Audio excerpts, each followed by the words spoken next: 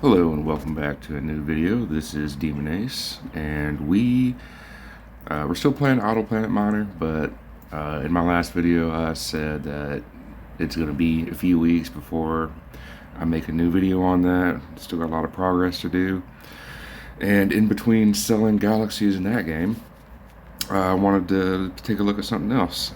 This was a game that I've seen recommended in the Auto Planet Miner community. As you can see, it's called Warcraft. Very similar game. Started playing it about an hour ago and wanted to go ahead and make a video on it and show you kind of what it looks like and the differences.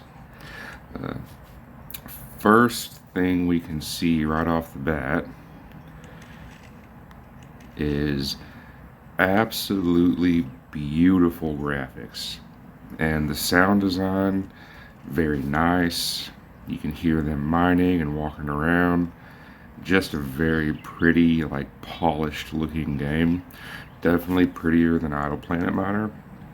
So if nothing else, it's very nice to look at. And even the ores and the alloys, items, they all just very nice detail and graphics to the game. So very pretty, and I like that. It's fun to look at.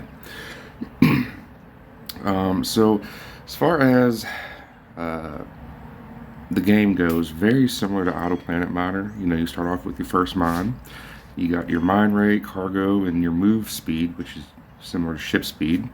You can see that move speed maxes out at level 10 right here. I'm not sure if that's going to stay that way, but maxes out at 10. So you start off with copper, mine 2, you get copper and iron, more copper and iron, and you can see the mining rate 6 and 6 on both sides, and then we have 26 and 6.6. So the mine rates are the same. So like this would be 50% copper, 50% iron. It just doesn't say that. It just gives you the mining rate per second. So one of the things I'm seeing is the stats are a little less detailed in this game. But yeah, move on. You get some mithril, and then I made it up to Serenite before I decided to make this video. So let's talk about some of the differences here. This little purple floating around fairy looking thing, think of it like an asteroid. Once you get the right project for it, you can tap on it, boom, you get some ore. You do have, if we click on build down here, these are all the projects. These will open up your smelting and crafting, and upgrade the Great Hall to reach new mines. It's like your telescopes. So same thing, it all requires resources to upgrade to the next one. I'll go ahead and unlock this one while I'm here. We do have a lot of ads, and these are not, short little 15-second ads you can skip it. They're full 30-second to 1-minute ads, and there's a lot of them, and they come through quick. So $30 for the remove ads is a bit of a steep price. I'm not sure. I'm going to give this game at least until the next pay period before I even think about this. I might want to get through a little bit further and see if they have tournaments and stuff that I can really, sink my teeth into. If I think that I'm going to be spending quite a bit of time on this game, I might go for the remove ads. But for now, we're just going to play it as is, free to play, and see how it goes. So of course, you've got your mining, smelting, crafting, and you can sell your ores and items for gold. We also have one of the neat things I like. So you can see here, if I upgrade the mine rate, it says I'm going to get plus 1.5 per second. So upgrade that. Again, 1.5 per second. And you see at the end there's a times 1.2 in the blue bar. Let's do it again. 1.5, 1.5. On the last level, plus 6.8. So every 10 levels on your mine rate, you get a little boost, like a bigger jump in your mine rate. There you go. So really like that. And each mine has that. Your managers are called chiefs. This one is also pretty neat. So you don't have chiefs with, kind of like they have a primary skill and a secondary skill. You can see this first one here, he increases the mine rate for mines 1 to 6. Neat. The other one I have increases the mine rate on mines 7 through 13. Cool. This one increases the cargo for mines 1 through 6. So each section of mines has their own chief for the mine rate, cargo, and the move speed. I'm assuming the move speed. Actually, I haven't found one, but I would assume the move speed. But they all have a section of mines has their own chief.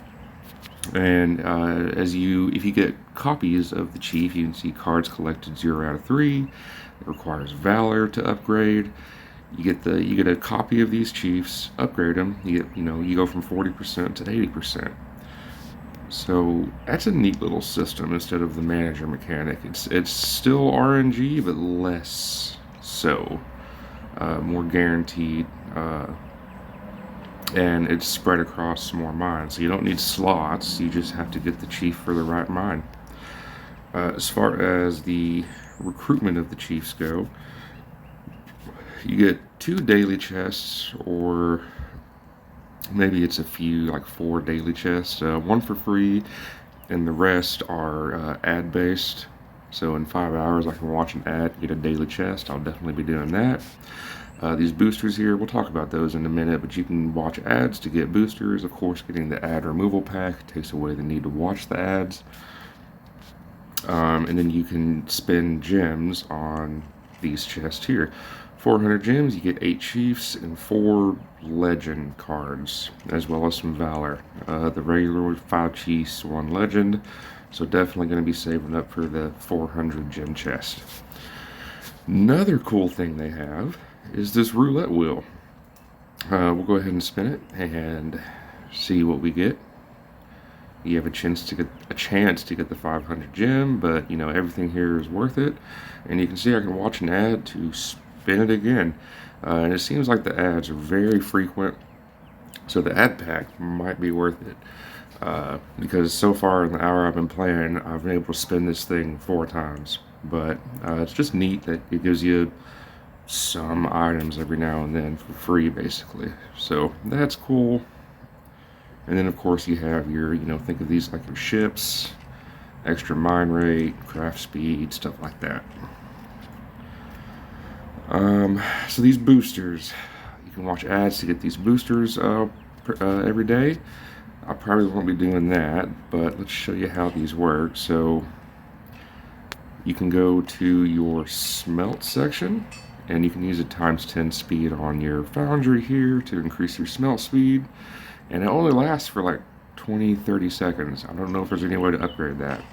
You have a separate one for your crafting. And you also have one for mining. Here's the cool thing. Or, depending on how you look at it, it's not very cool. I'm going to go ahead and use this here. So ×10 speed. 45 seconds ×10 speed on my mine rate, cargo, and move speed. Great. I'd have to do that on, every mine. This doesn't affect every mine, just that one mine.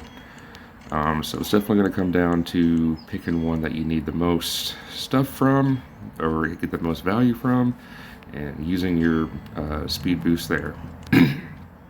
So, seeing how many you get per day doesn't seem like it's that bad. I guess it is similar in Idle Planet Modder with the planet boost. You just pick one planet and boost it, and you can do it to several, I guess, but only 45 seconds. We'll have to see if there's a way to increase that later. What else do we have? The asteroids, they come around pretty frequently as well. And look, there's another ad right there for some gems. They just keep popping up with it. And of course you have your ad for increasing the mine rate and your smelt and craft speed. A lot of ads. They make it really enticing to buy that ad removal pack. But I'll give it a few days and progress in the game and see, look, there's another asteroid right there.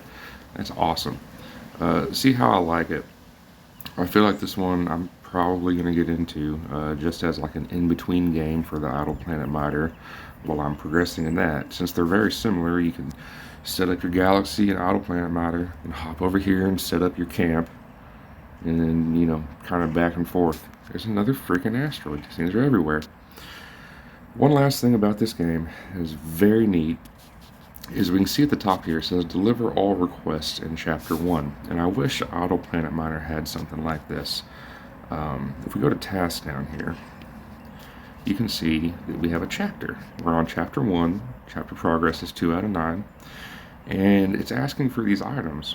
So we've got some Serenite ore we can deliver for 40k gold, 8 crude boots that we crafted, and now we need to work on making some crude axes and gold bars and Serenite bars, and you get rewards for this. At the end, we're going to get some gems and some of those things. I don't know what those are. We're going to get them, though. You also have daily requests, daily orders. These will give you just, you know, extra gold to kind of help you progress your camp even further. And I really like this system. For one, the chapter is like a little tutorial showing you how to go through the game and progress while also giving you something for it. The daily, you can see we get some free gems out of it, but also, you know, gold and stuff. It's just a nice little system. I like the idea of it. And last thing is the runes here. I have no runes. So we have all mining rate 20%, smelting speed 25. Yeah, I guess we just have to find these. I'm not sure how these work. We'll find that out later. Another asteroid. It's crazy. We're going to play this for a little bit. I just wanted to kind of show y'all what I'm going to be doing in the meantime for Auto Planet Miner while I'm progressing that game. This is the one I think we're going to be spending some time on. So I'm going to play it for a few days, see how it feels. Maybe next weekend, if I'm still playing it, I'll shoot out an update video. Or if, you know, in between today and next weekend I find something really interesting I want to show you, I'll make a video for that. I think it's very neat. I hope it'll be fun. Let me know if you've played this game before, if you are playing it, or if there's any other games you'd like me to check out. So thank you all very much for watching. Have a good day.